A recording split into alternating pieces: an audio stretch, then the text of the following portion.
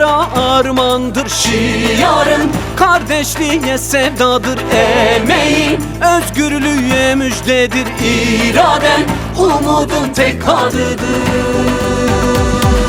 Hep birlikte alanlara, hak için dik duranlara, hep birlikte alanlara, hak için dik duranlara, karşı çıktı zindanlara, yalanlara dolanlara, yalanlara dolanlara karşı çıktı HDP, HDP, HDP.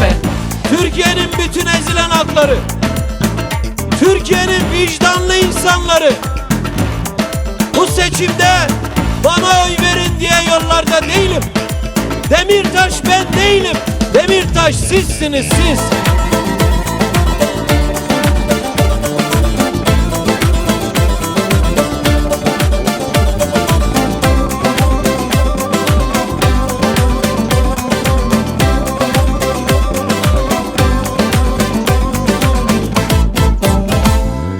Barışa giden yol bizimle bir olun. Ses verin sesimize kadınlar, zılgıt çeker yürekle analar, can verir rengimize.